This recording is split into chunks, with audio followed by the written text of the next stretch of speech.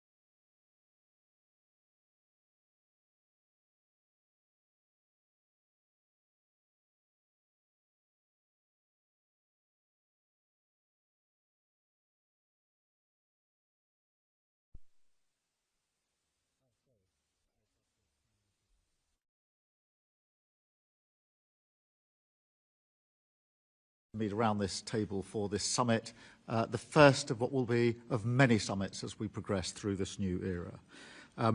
We on this side are following through on what the British public voted for last year and the mission of this government to deliver security and renewal for our country and improve the lives of working people.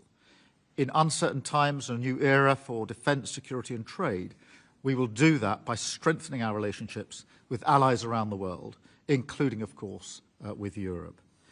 So that is what today is all about, moving on from stale old debates, looking forward, not backwards, focusing on what we can do together to deliver in the national interest. We are agreeing a new strategic partnership, fit for our times, providing real, tangible benefits on security, irregular migration, energy prices, agri-food, trade and more, bringing down bills, creating jobs and protecting our borders. We've delivered this progress through hard work together at every level. Our teams have identified the areas where we can make a real difference while protecting our sovereignty and independence. And I want to thank the negotiating teams on both sides. And I want to thank all of you for your engagement on this. The documents that we have before us today represent a strong package that will benefit all of our peoples. So this is an important moment. We must now move swiftly together on the detailed work to make these plans a reality. Thank you very much. And Antonio, if I could pass over to you for opening remarks. Dear David, dear Keir, thank you very much for your warm welcome with Rachel, David and Nick. And for us, it is a great pleasure to be here. This is our first summit since Brexit, and the United Kingdom and the European Union are looking forward, not looking back. We are here to work on the new relationship, not to talk about the past one. The United Kingdom and the European Union are reconnecting with purpose. The security of our citizens, the prosperity of our economies, and the defense of peace in Europe and beyond. These three priorities that will guide our work today. Our shared values inspire us to address together our common challenges. We are stronger than we act together. To support Ukraine, to stabilize and strengthen our transatlantic alliance, to protect free trade, multilateralism, and an international rules-based order. Today, we are building a new partnership, a new strategic partnership, based on the renewed agenda for cooperation, which Ursula will develop on. Thank you. Thank you so much. Yes, thank you very much, Keir, for hosting us here for the first ever EU-UK summit. Indeed, this is a big day because we are now turning the page and opening a new chapter. A new chapter that is so important in these times because we see the rise of geopolitical tensions, but we are like-minded. We share the same values. We know that we work shoulder by shoulder, hand in hand, when it's really coming to crisis and difficult moments. So we should use this moment also with this first summit to develop a roadmap, which is on the table here. It's an amazing, comprehensive roadmap that we have, looking at security and defense together, but also looking at the whole economic cooperation that we have, and most importantly, people-to-people contact. So very much looking forward to the summit. Thank you very much again for hosting us here. Thank you very much. Thank you.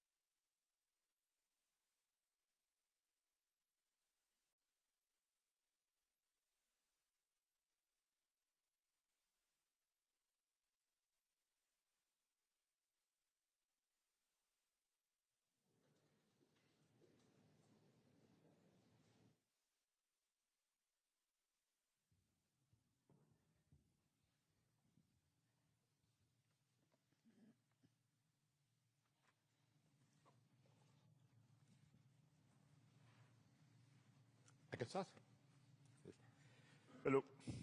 Good morning, dear Prime Minister, dear Keir, dear Ursula, dear Ministers, dear High Representative, dear Maros. Let me begin by thanking Prime Minister Keir Starmer for hosting us here in London for what has been a timely and truly productive summit. A few months ago, Prime Minister, you spoke of your ambition to reset the relationship between the United Kingdom and the European Union. Today, I'm proud to say we together have delivered on that ambition. You succeeded, we all succeeded. The agreements we have reached today mark not just progress, but a new chapter in the relationship between the United Kingdom and the European Union, the start of a renewed and strengthened strategic partnership. Over the past months, we have worked tirelessly to rebuild trust. As we discussed during my visit to Downing Street in December, in an increasingly volatile world, deeper collaboration between like-minded partners, natural allies like us, is not a luxury, it is a necessity. Then back in February, I invited you to join the European Union 27 leaders at a retreat in Brussels to discuss defence matters. There I felt a new positive energy in our relationship. I saw the great potential of what we can accomplish together to make real, tangible progress for the people of the European Union and the United Kingdom. Since then, we have worked hand in hand to support Ukraine, to increase pressure on Russia, to stabilize and strengthen the transatlantic partnership, and to uphold international law and defending the United Nations Charter amid growing security threats. We have been proud of the fruits of that collective effort. A joint statement on cooperation on global issues, a security on defence partnership, and a common understanding and a renewed agenda for cooperation. These agreements represent more than just words on paper. They are a reflection of our shared commitments to security, to prosperity, to development, and to the people we serve on both sides of the Channel. Our relationship is grounded in shared values, mutual interests, and the simple fact of our geographical closeness. We are neighbors, allies, partners, and we are friends. Times are changing. The rules-based international order is under attack. Multilateralism is being tested, and the European Union and the United Kingdom are providers of global stability. We must be guardians of the rules-based global order. Europe faces gravest security threat in decades, provoked by Russia's brutal war of aggression against Ukraine. But both the United Kingdom and the European Union are united in one belief. We share a fundamental responsibility for the security of Europe. That is why we are committed to continue our efforts together to achieve a comprehensive, just and lasting peace in Ukraine. A peace that guarantees Ukraine's independence, sovereignty, and territorial integrity. The ball is now in Russia's court. Together, we will intensify pressure on President Putin, including through a new package of sanctions, to bring him to the negotiation table. Russia must agree to an unconditional ceasefire. It must stop being a threat to Ukraine and to European security. On defence, our new partnership will bring deeper cooperation. It will strengthen Europe's contribution to NATO, and it will sharpen our focus on common strategic priorities. On trade, we are united in our commitment to economic stability. We both believe in free trade, fair, sustainable and open, as the engine of prosperity for our citizens and for the global economy. On migration, we will work together to reduce irregular flows and to strengthen cooperation with countries of origin and transit. And finally, today, we also address the situation in the Middle East. In particular, we addressed the tragic humanitarian crisis in Gaza, a tragedy where international law is being systematically violated and an entire population is subjected to disproportionate military force. There must be safe, swift, and unimpeded access to humanitarian aid. The remaining hostage must be unconditionally released, and the permanent ceasefire must be reached now. Our discussion reaffirmed our shared conviction that lasting peace and security in the Middle East can only be achieved through the implementation of the two-state solution. Prime Minister, dear Keir, your leadership has been instrumental in turning ambition into action. Today's agreements are a testament to your determination and to the new tone you have brought to our relationship. The United Kingdom and the European Union are stronger when we stand together for prosperity, for security, and for peace in Europe and beyond. This is the message that underpins our renewed cooperation. This is the direction we are taking together after this successful summit, which will be just the first of many, because, as we have agreed today, from now on, the European Union and the United Kingdom will meet every year. So, we see you last week in Brussels. Thank you very much. Thank you very much. Yes, thank you very much. Antonio, thank you for your words. But my dear Keir, this is a historic moment because it is the first ever EU-UK summit and it is a success. And this is also thanks to your leadership. And I really want to thank you for the leadership, because it's not only about the summit, a day where we are here now in London, but it's all these weeks and months of preparation and hard work to get to the excellent result that we have. We're turning a page. We're opening a new chapter in our unique relationship.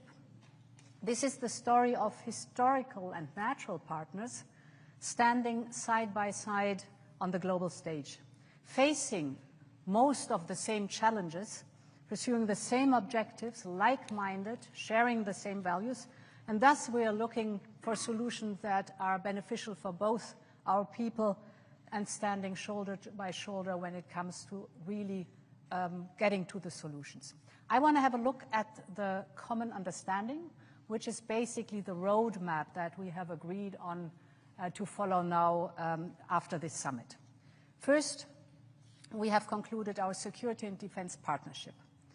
This will boost our cooperation in security and defense initiatives. There are lots of topics covered, for example, on the defense industry, but also military mobility, peace building, crisis management, or the countering of hybrid threats, just to name a few. And this is the first step towards UK participation in Europe's defense investment program. We call it SAFE. It's 150 billion euros of loans for joint procurement, and this security and defense partnership opens the door towards the joint procurement. We need another second step, but this joint procurement we've discussed will increase our readiness, will close military gaps that we have, and will increase, that's of most importance, our interoperability when our armed forces are going on missions together. It will create new opportunities, of course, for our defense industries, and, as I said, open the option for stronger, more coordinated support also for Ukraine. That's important either through joint procurement of military capabilities that then are brought to Ukraine, or for direct investment in Ukraine's defense industry. This is against the backdrop that we stand united behind Ukraine's fight for survival, and that we are strongly committed to a full and unconditional ceasefire leading to a just and lasting peace in Ukraine. My second point is that I want to speak about what lies at the heart of our partnership, and that's the people. Millions of families and friendships are on both sides of the channel. I am thinking back of my times as a student here in London, and from that experience I know the first place abroad you go when you're a young person, it's an impression for life. You fall in love with the city and the country, and for the rest of your life you are the best ambassador for this country. Therefore, I'm so glad that we have agreed that we will have Erasmus Plus for young people, and that we will work towards a youth experience scheme. It's just about this experience. This will allow the next generation to once again live and study in each other's countries, and this will build friendships that will last a lifetime. Turning to what connects us further, that is the topic energy and joint climate goals. Today, we have decided to explore the UK participation in the EU's electricity market. It's good for the stability of energy flows. It is good for our common energy security, because we know that a bigger market will also be good for lowering the energy prices, and it will attract more private investment because of the regulatory stability and predictability that is there, to tap into the vast potential that the North Sea offers, specifically for renewable, cheap, and homegrown energy. In addition, we're both committed to leading by example on the path to net zero, and that's why we've also agreed to work towards linking our emission trading system. A larger integrated system is a big step forward in decarbonization and creates a level playing field. Today, we also decided to facilitate trade flows of agri-food products between us and to work towards a common sanitary and phytosanitary area.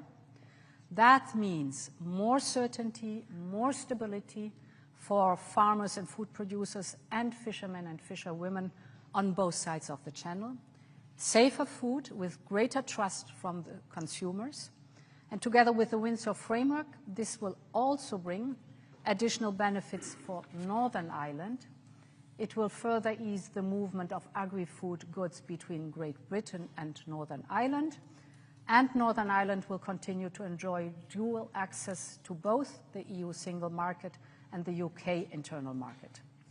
And in addition, it's a lot what we have agreed on.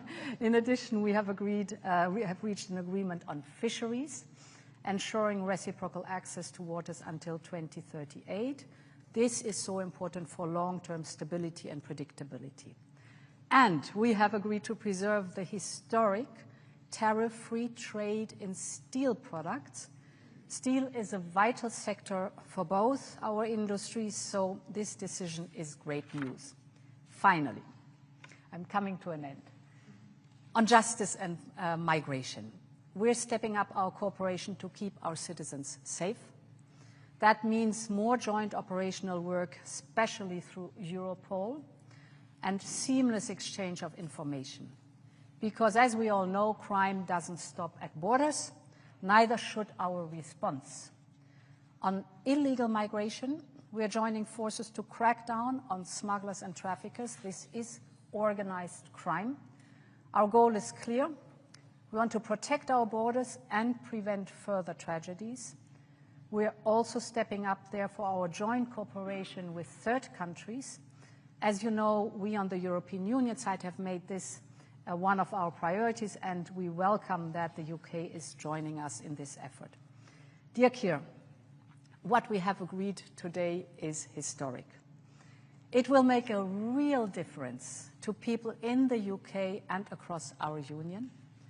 But the message we are sending to the world today is equally, if not more important. It is a message that at a time of global instability, and when our continent faces the greatest threat it has for generations, we in Europe stick together.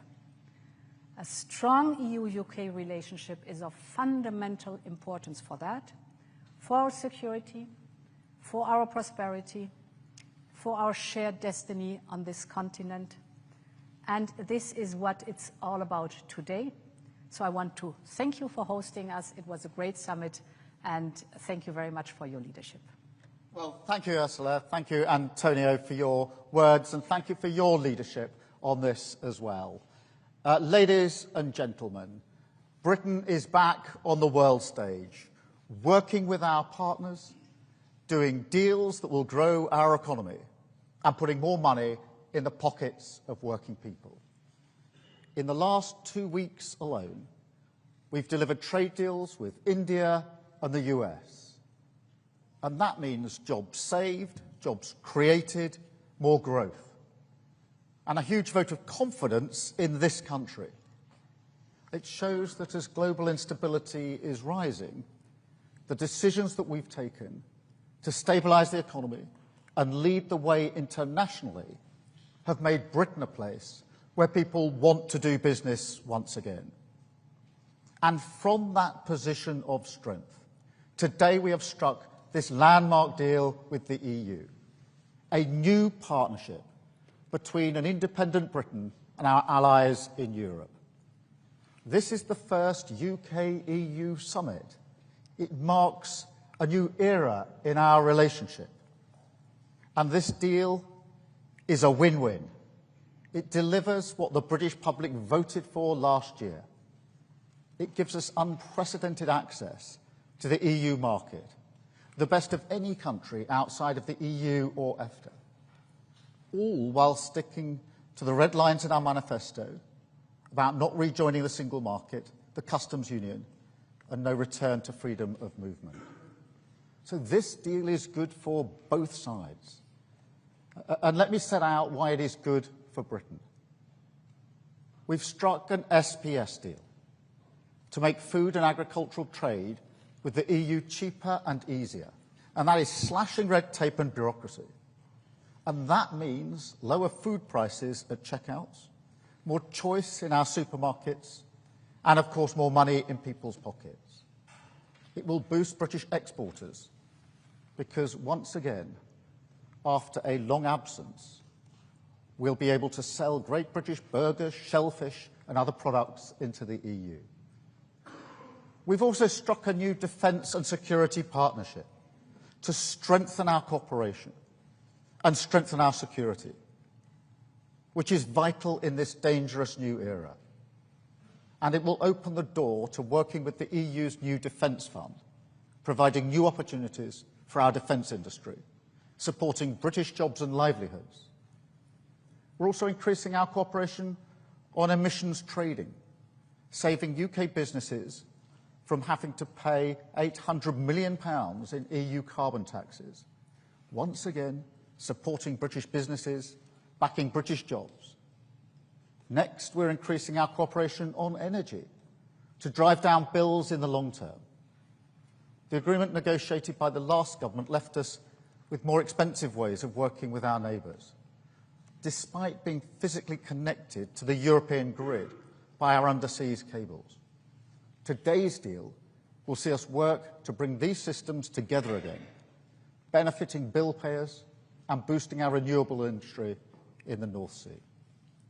Today's deal is also good for British steel, protecting our steel exports from new EU tariffs, saving the industry £25 million every year. Another example of this government backing our steel sector to the hilt. We've reached a deal today on fish, protecting our access, rights and fishing areas, with no increase in the amount that EU vessels can catch in British waters. Our fishing industry will also benefit from the new SPS agreement, which slashes costs and red tape for our exports into the European market. And we already sell 70% of our seafood into that market. So that is really significant. It is also opening the gates to selling shellfish back into the EU. And I can also announce today that we're investing £360 million into our fishing industry to help them take advantage of this deal. We've acted today to strengthen our borders. The previous deal left a huge gap in our ability to work together to tackle illegal migration. So this deal closes that gap so we can work across migration routes to end the migration crisis and smash the criminal gangs. We're boosting our cooperation on law enforcement, combating terrorism and serious organised crime, with better sharing of intelligence and data, including facial imaging, for the first time.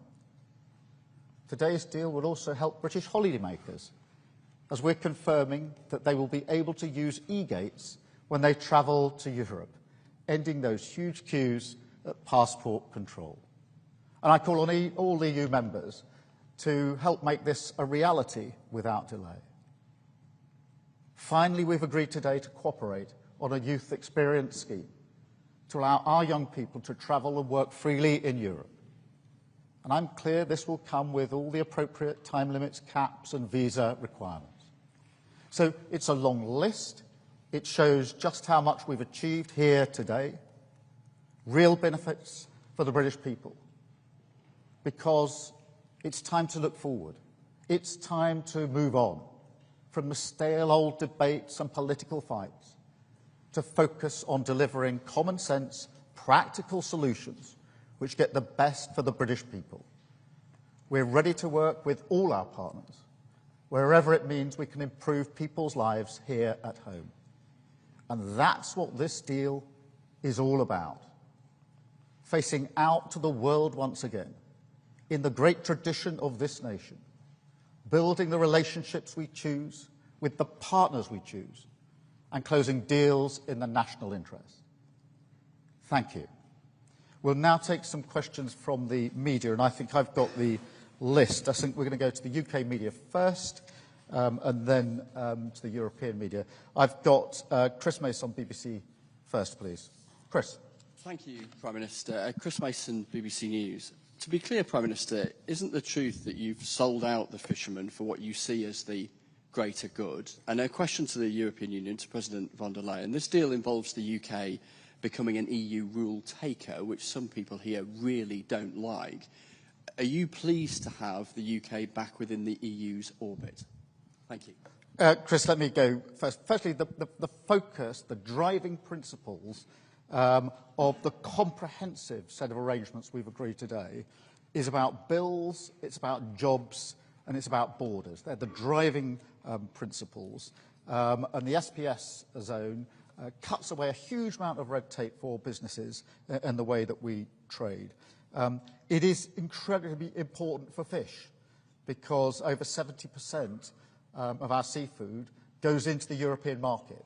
So for the first time under this arrangement, our fishing communities are able to sell more easily into the European market. As I say, 70% goes into that market.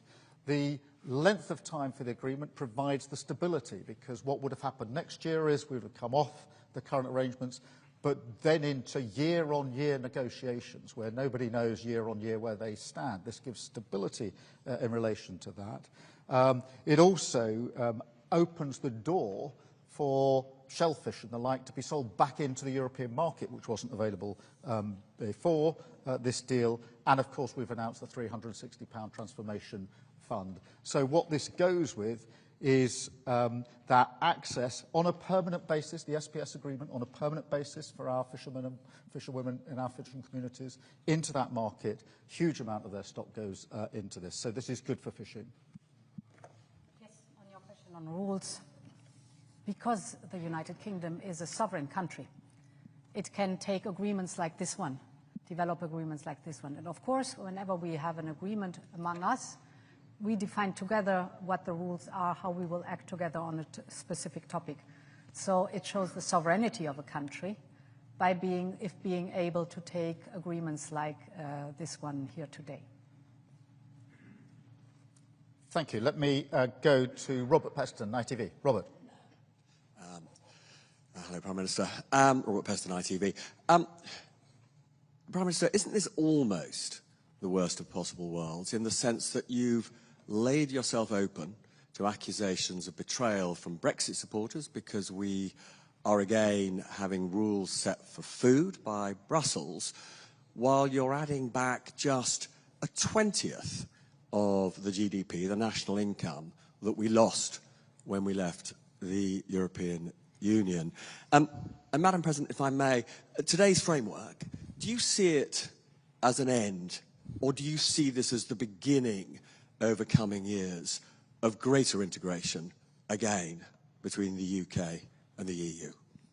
Well, Robert, let me be absolutely clear. This is the result of serious, pragmatic negotiations that are good for our country. And they're absolutely focused on delivery. In the same spirit, with the same mindset that we struck the deal with India and with the US. So this is very good for our country. It is hugely ambitious and comprehensive. The SPS zone, really important in terms of our market access, getting rid of the red tape and the bureaucracy that otherwise would have been there, hugely important as well to Northern Ireland. Then the security and defence partnership, in an era where we're forever saying quite rightly that it's an increasingly insecure world, to be able to strike that partnership so we can cooperate better together, invest in procurement better together and open that door to the European funding is hugely important. The emissions trading is going to be for businesses extremely welcome, because otherwise they would be paying £800 million year on year in carbon taxes. On energy, we're making permanent the current chapter and looking to access to the EU electricity market. On British steel, quotas, specific country quotas for British steel, hugely important in the current environment. On fish, that access to the market.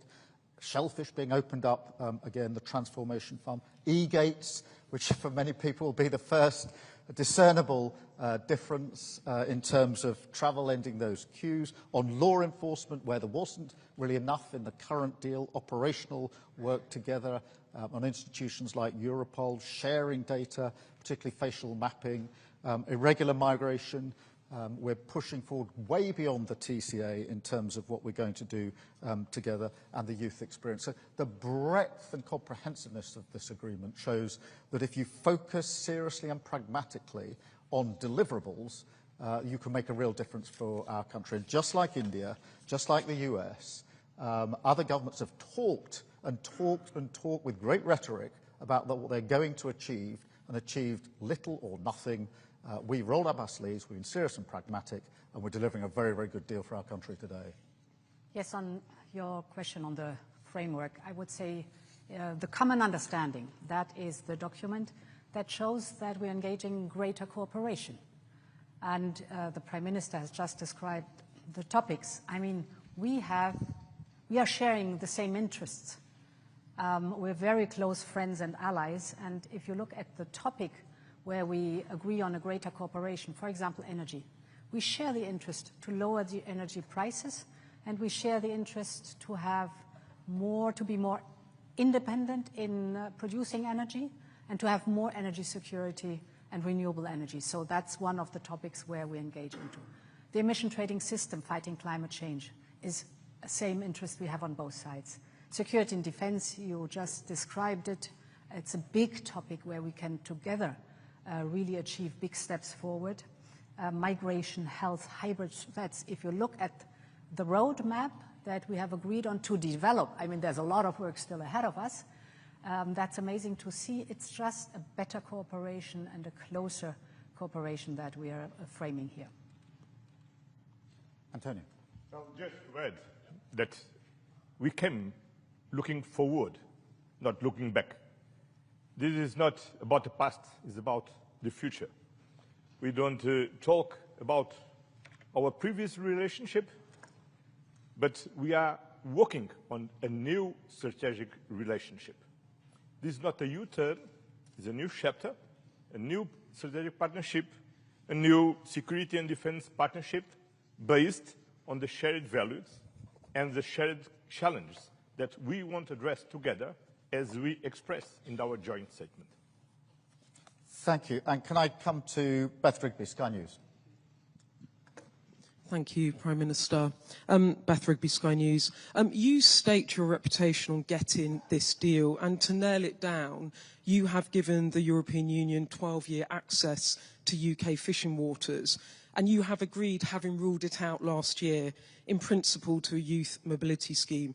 There are those today criticising you for backsliding on Brexit. Don't they have a point? And if I may, I need to ask you about what's happening in Gaza. The UN's aid chief has warned action from the UN Security Council is needed to, quote, prevent genocide in the Gaza Strip. Do you think it is genocide? And can you, in good conscience, stand there as a leader and say you have done all you can? And to the Commission President, it has been a difficult few years between the UK and the EU. You describe this deal as turning the page on those years. Many Britons will welcome this deal, but what is your message to those who voted Brexit in the UK and view these new arrangements with suspicion? Thank you. Beth, this is a comprehensive agreement. It is balanced, reciprocal, and has huge benefits for the United Kingdom, based on our three principles, which is driving down bills, driving up jobs, and absolutely having control of our borders. And it delivers on all of those really important measures. And I think it's really significant, as you'll see, supermarkets are already coming out saying how much they support the deal, because they know what this means in terms of the SBS agreement for the prices in their supermarkets, which of course are the prices impacting on working people across the country. I think Salmon Scotland have come out already saying one of the huge exports from Scotland, how important this is from there. So I listen to the voices of those that are trading, the businesses across the country who are saying this is a good step forward over the voices of those from either side who've predicted what they would achieve and achieved very little. And most of the people complaining about the deal were people who are saying before they knew one single word of what it said that they were against it. So I look at how does this impact on working people? What are those supermarkets saying? What are those businesses saying? Because they're all welcoming it, and they're welcoming it for a reason. That's because it's a very, very good step in the right direction, a really important development. Let me separately address the question of Gaza, because it is a really serious, unacceptable, intolerable situation. And that's why we are working intensely to coordinate with other leaders how we respond to this, because it is intolerable, it is unacceptable, and we will continue to work in that way. Thank you very much. Beth. Yes. So we are sovereign neighbours. We're friends, we're allies. And this is a new beginning for old friends. In this spirit, we have designed the roadmap that we are working on together. And I think it shows, the content shows that we are working towards a friendly cooperation that is of benefit for both sides of the channel. On Gaza, the humanitarian situation in Gaza is unacceptable. For 2 months now, no humanitarian supplies have entered Gaza. Aid must reach civilians in need immediately, and the blockade on Gaza needs to be lifted now, because humanitarian aid must never be politicized. And we are calling for a resumption of the ceasefire and the immediate release of the hostages so that a permanent end of the hostilities can be finally achieved. We are convinced that the only solution is the two-state solution. This needs, among others, also a functioning Palestinian Authority. We are strongly supporting and financing the Palestinian Authority, and we as a Commission will propose a multi-annual package now of 1.6 billion euros for the years 25, 26, 27 to support the Palestinian Authority. Just about Gaza. Gaza. As the Prime Minister said, as Ursula said, is unacceptable. Israel must stop now immediately. The Hamas needs to release immediately all the hostage, and we need all together as international community to help the parts to build the two-state solution, the only one who can assure a lasting peace in the region. Thank you very much. And Chris Hope from GB News, please. Thank you, Prime Minister. Christopher Hope, GB News. As you know, Sir Keir Starmer, critics say your deal turns us into rule takers, not rule makers on standards. The Scottish Fishermen Association, or Federation, say your deal is a horror show, far worse than Boris Johnson's botched Brexit agreement. Are they right? Have you been stitched up like a kipper by the European Union? Ms von der Leyen, the Tories will say today they will reverse everything you've agreed today. What's your message to them? And Mr Costa, what are your plans for your future summits? Do you want to see the UK and re-enter the single market and the customs union in your lifetime? Chris, let me again repeat the driving principles behind this deal, which are really important, which is the question, does it bring down bills? And I think it's really important to see the reaction of supermarkets, of Salmon Scotland, to begin to answer that question, because they are celebrating this because they know it will reduce prices. And we all know how hard the cost of living crisis is bearing down on working people, and therefore bringing down bills is hugely important. Does it boost jobs in security, in defence, steel, of course, and of course across all those areas affected by the SPS agreement, energy and electricity also within the scope of this. And then, of course, does it take vital measures to help protect our borders? And this goes beyond what we've been able to do before in answering those questions. So they are the principles that we set for this. I think it's important to remember in relation to fishing that next year, under the old arrangement, we didn't cease to have any EU fishing in our waters. We simply went to a year-on-year negotiation, which means there's no stability for anybody. And because of the SPS zone being permanent, that does mean for fishing communities that the fish can be sold into the European market. And when 72% of your fish is into the European market, that makes a material difference in terms of cutting the red tape and the bureaucracy. And of course, it unlocks some of the shellfish, etc., which couldn't be sold into the market at all until we made this arrangement. And I think it is important to emphasise again the £360 million transformation fund to fishing communities, which has never been put in place before. And that's why the comprehensive nature of this deal across so many strands is totally focused on that question. Does it bring down bills? Does it drive up jobs? And does it help us take control of our borders? And it answers all of those questions, which I think are fundamentally important for working people. Thank you. So to your question, my answer to all would be that we are good neighbours. And it's reasonable for good neighbours to work together when they face challenges. That's what we're doing. And I think now our job is, we've described the roadmap. We have to finally negotiate all the different details in it. And then our job is to implement it and to show the positive results. People will see the positive results. You spoke about bringing the bills down, less red tape without any question, more prosperity and more predictability. So ask us again in a few years and then we can show exactly what we have delivered. Well, thank you very much for your question.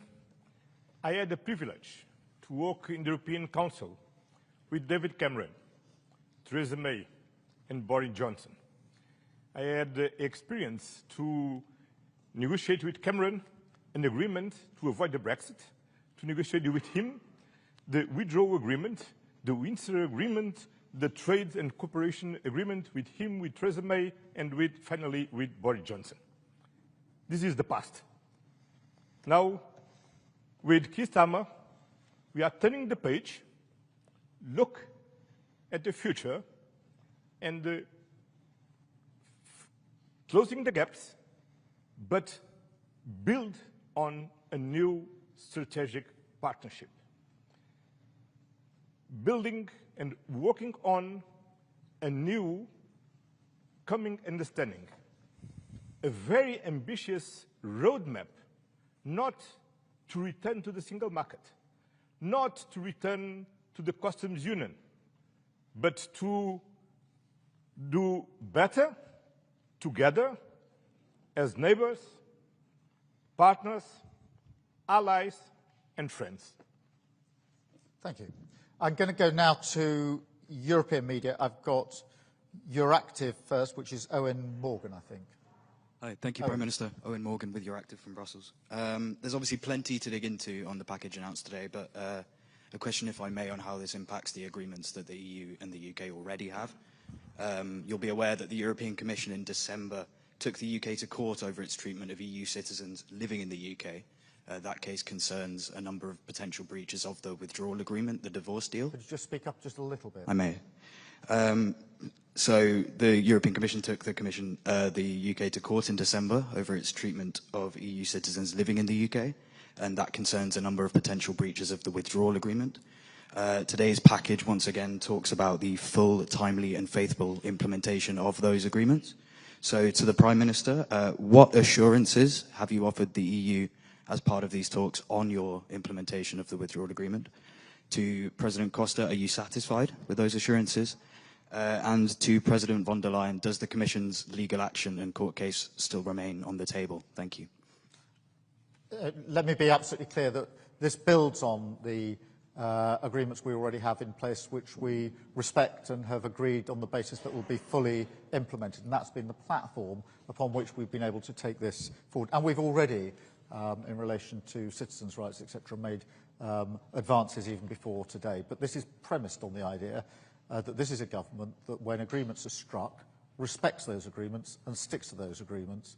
And on that platform, we've been able to build so much of what we put before you today. Ursula, or Antonio. Okay. I'm very satisfied because we now have a clear commitment to a fully and timely implementation of the previous, what is previously agreed, all these treaties. But now we have a roadmap to work together and to deliver to our citizens in the European Union and in the United Kingdom what is more important: safety, security and prosperity. And the Prime Minister translated very well what means prosperity. Prosperity means economic growth, jobs, lower inflation. And for this what we are working together, because together we are stronger and together we can deliver more to our citizens. Then I'm very satisfied and I'm looking forward for continuing to work together. Thank you. So, in former times we have agreed on a set of rules which are presently defining the framework in which we are, for example, dealing with the topic of free movement. Everyone on both sides has to abide to the rules. We have to implement these rules, and in some cases we are searching for legal clarity. This is a normal process that goes on not only on the topic of free movement, but on every topic where you have to implement rules. That's the state of play. Thank you very much. I've got Mr. Valero from Bloomberg. Good afternoon, Jorge Valero with Bloomberg. First, for you, Prime Minister, a couple of details on the agreement reads. What is the number of young people coming from the EU that you will consider acceptable to benefit from the new mobility scheme, and whether the EU students will pay the same fees as the UK students here? Secondly, for the EU side, whether you will wait to conclude the more detailed agreement for the UK firms to benefit from SAFE until you have an agreement reached on youth mobility and Erasmus. And very quickly, finally, President Costa, since you were referring to past agreements and your satisfaction, whether you are satisfied with the fact that there is no reference to Gibraltar, which is an important issue for your Iberian neighbours. Thank you. Let me just, on the youth experience scheme, obviously this gives an opportunity for young people in the UK to work, travel, volunteer, au pair, you name it, in Europe, and the same the other way. And it doesn't deal with university fees, just to deal with the particular question that you raised, so there's no change there. It is that experience. It is time limited. I mean, the numbers to be agreed, so it's not an uncapped scheme, and it'll be a visa scheme. So everything will now be done through mutual agreement as we go forward, but they're the principles behind the experience, which will give great opportunities for UK young people, and also great opportunities for member states' young people as well. So 2 parts in your question. The second part first, because the Prime Minister just spoke about the youth experience and Erasmus+. We've very clearly said that we work towards both. What is, of course, now important to detail, to sort out all the details and to describe and then implement all the details. That is now the process that is starting, but the political will is very clearly stated in the paper. We want to work towards Erasmus+ and the youth experience scheme, which is good news for the young people. Your second question was on SAFE for the UK. Indeed, it's a 2-step approach towards SAFE. The first precondition is a security and defence partnership. That has been concluded today. And it opens the door for the UK to participate in the joint procurement under SAFE. Then there comes the second step that is necessary to negotiate a second agreement. And here we detail out, it's again a process of detailing out, budget contribution, reciprocal market access, and rules on security of supply. And this will give, that's important, in the end, the UK industrial participation. This is the goal that we have together. Well, on Gibraltar, the Commission and the United Kingdom government are talking, negotiating. Maros Sefcovic and David Lammy is making a very good job. It's an ongoing job, work, and my feeling is we are not very close to conclude this work. We are very close. No, very? Not very fast. Not very fast, sorry. An important correction. We're very close. Great. I've got ANP Lauren. Lauren. Hello, Lauren Heermans from Dutch news agency ANP. This whole summit was about starting over and jump-starting a long-lasting relationship between the EU and UK. However, on fisheries, another temporary agreement has been made for a number of years that sort of seems arbitrary, 12 years. How is that signaling a robust and lasting relationship? Why not a permanent solution? And is a permanent solution still on the table for the upcoming talks, maybe next year? In relation to fish, I think it is important that we've got the certainty in there, and I won't rehearse again what that means for UK fishing communities, the access to the market, particularly on the SPS, etc. But I think there's something bigger here which is important, because what we've achieved today is about looking forwards, not backwards. It's about not reopening all the old wounds. It's about turning a page, starting a new era, closer cooperation across a whole range of issues. And the mindset, the mood, the framing, the intent and ambition is every bit as important as the detail on the page in the very many aspects of this arrangement today. Because we jointly agreed at the beginning of this process that we wanted to look forwards, not backwards. And it's because of that we've been able to make such significant progress today. And it is from that we build forward going forward. And in an era where not many people challenge the proposition that defence and security is more uncertain than it's been for a long time, and we're entering a new era. In an era when not many people challenge the proposition that trade and the economy is entering a new era because of what's been happening in recent months. The significance of the EU and the UK coming together in this way over such a range of issues is not to be underestimated, and that's why it's genuinely a new chapter for our country, a new chapter for our relationships.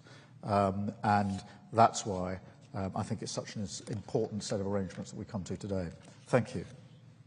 I think the most important part is that this agreement brings stability and predictability for fishermen and fisherwomen on both sides of the channel. You emphasized how important that is in these days. And indeed, I mean, till 2038, that's 12 years, that is a lot of predictability, stability to really also do the necessary investments. And it's finding good solutions we've been working on for a long time, but prolonging now the time where we can live with these good solutions. Great. Just on this predictability and stability point, it's really important in the current environment we have predictability and stability because when there are uncertain times and instability, having that bedrock is hugely, hugely important. And that's why it's important to emphasise the permanent nature of the agreements that we've reached on SBS, on defence and security, etc. These are not time-limited. These are permanent arrangements, deliberately so that we can be clear about the long-term future of this relationship. And then I've got Table Media, I think it is Stephen Israel. Stephen. Yes, hello, Stephen Israel for Europe Table. I have a question. I mean, we hear a lot of announcements. I have a question on the timelines. When actually will these different agreements enter into force, or when citizens will feel the effects, for example, of the SPS agreement, of the e-gates, and then maybe for President von der Leyen on the safe regulation, how long do we think will it take to come to this agreement to connect the UK directly to these common projects, and how much the UK will have to contribute? I mean, financially, can you give a figure to us? And for President Costa, you mentioned Ukraine. If I'm not wrong, I think at this moment, or maybe in an hour, President Trump will call President Putin. What is your expectation, and what if he cannot convince Putin to agree to this unconditional ceasefire? Would you go ahead with more sanctions, and what kind of sanctions? Thank you. Let me address the timelines to start with. Firstly, can I emphasise the speed with which we've got to this summit and the achievements at this summit, because we came into government just over 10 months ago. We started in earnest in the autumn of last year in terms of what we wanted to achieve from this summit, and therefore in 6 months or so we're able to agree across this broad range, comprehensive range of issues, and that is real progress at pace. In the past, I genuinely think it would have taken very much longer to reach any one of these strands in terms of agreement. And our message to our negotiating teams this morning, as we celebrated how far we'd come, was to go at pace to make good on these commitments now. And that's a joint instruction to our teams. So we want to see the benefits of these coming just as quickly as possible for all of our citizens. And so you can expect the same pace and intensity as we go forward on each of these strands going forward. Thank you. I can continue here. The SAFE instrument has now just been approved by all the institutions, so it's ready to go. And therefore, we have to work hard that we have the second step also negotiated, and then we're going to be indeed ready to deliver. So it's a question of, I hope, only a few weeks, and then we should be done. Achieve a just and lasting peace in Ukraine is a main priority for the European security. And for this is essential unconditional and immediately ceasefire from Russia. I wish all the best for this call between President Trump and President Putin. We have been very supportive of all President Trump's efforts to stop this war. With the strong leadership of Prime Minister Keir Starmer, built a coalition of the willing to ensure that a positive outcome of these efforts from President Trump ensure effectively a lasting peace in Ukraine and enough security measures. Then we are waiting with anxiety for the outcome of these talks, and I wish all the best for this talk, because from this talk depends a lot of the future of Ukraine and the people of Ukraine. Thank you, Antonio. Thank you, Ursula. Thank you, all of you. Thank you.